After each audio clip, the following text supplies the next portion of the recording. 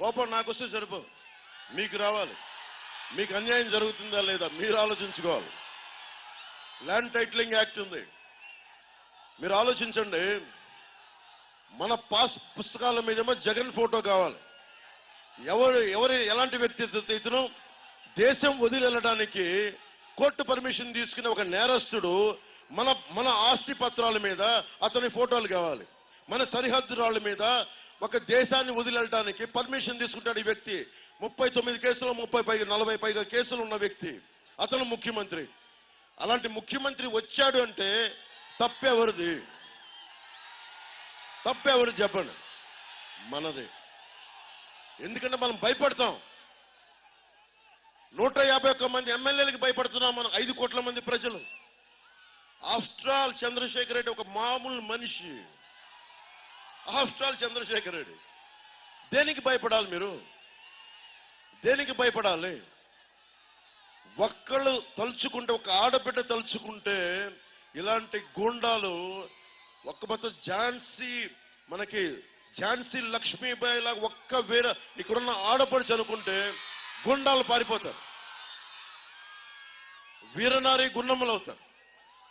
కానీ మనకి భయం గుప్పిట్లో ఇరుక్కుపోయింది మన సమాజం. గుండాన్ని చూస్తే భయం, పొలిటీషియన్ చూస్తే భయం, మనకే భవిష్యత్తు ఏదైనా అయిపోద్దా అన్నది. నాకు అలాంటి భయాలు లేవు. నేను కోరుకుంటున్నది మీకు అదే చెప్తున్నాను, భయాలు వదిలేయండి. మీరు ప్రజాస్వామ్యాన్ని మనం పరిరక్షించుకోకపోతే ఎవడు పరిరక్షించుకోలేడు. విదేశాల్లో చాలాసార్లు వైసీపీ రాగానే తెలుగుదేశం మద్దతుదారులు చాలా మంది అన్నారు, అన్నా మేము ఇక్కడికి రాలేమన్నా, మేము ఇంకా ఇండియా రావంటే ఎక్కడికి పారిపోతారు మీరు? మేము అమెరికాలో ఉండిపోతామన్నారు. అమెరికాలో ఉంటారు, మీరు ఏం చేస్తున్నారు? బ్లాక్ లైవ్స్ మ్యాటర్ అని చెప్పి అక్కడ మరి నల్ల జాతీయులు పోరాడుతూ ఉన్నారు, వైట్ లైవ్స్ మ్యాటర్ అని చెప్పి తెల్లవాళ్ళు పోరాడుతూ ఉన్నారు.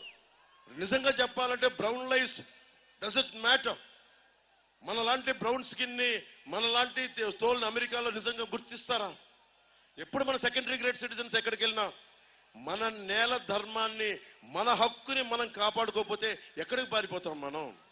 ఈ నది, గోదావరి నది ఈ నేలను విడిచి పారిపోతాం? మీరు చెప్పండి.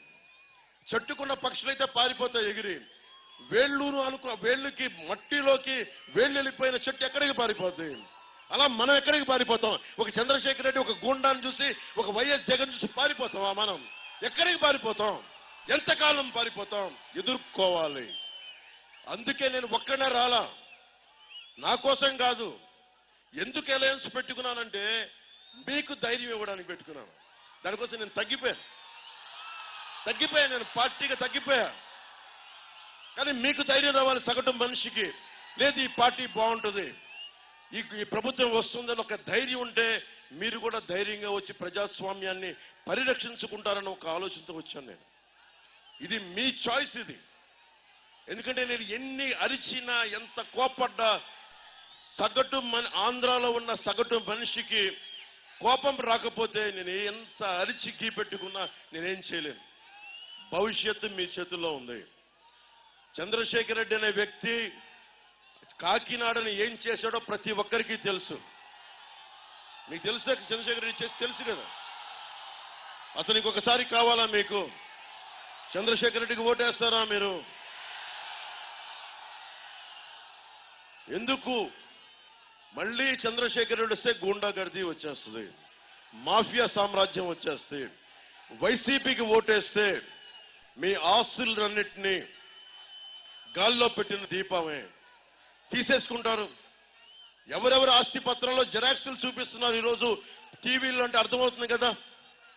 అంటే మన ఇంట్లో ఆస్తి పత్రాలు వాళ్ళు తీసేసుకుంటున్నారు, వాళ్ళు అవి కనిపిస్తా ఉంది స్పష్టంగా. అందుకని చెప్తా ఉన్నాను, మీకు భవిష్యత్తు అన్ని ఉపాధి, విద్య, వైద్యం, ఉపాధి, సాగునీరు, తాగునీరు అన్నింటికి మించి లా అండ్ ఆర్డర్. కాకినాడకి కావాల్సింది బలమైన లా అండ్ ఆర్డర్ కావాలి. కాకినాడకి రోడ్డు మీద ఒక చిన్న బ్లేడ్ బ్యాచోడు గాని, గూండాలు గాని రోడ్డు మీదకి వచ్చి యాషాలు వేస్తే మక్కెలు కాళ్ళు ఇరగొట్టి కింద నడిపించాలి. సెంటర్లో మక్కెలు ఇరగొట్టి ఒక్కొక్క గూండాగాడికి ఒక్కొక్క మాఫియా గాడికి మక్కెలు కాళ్ళు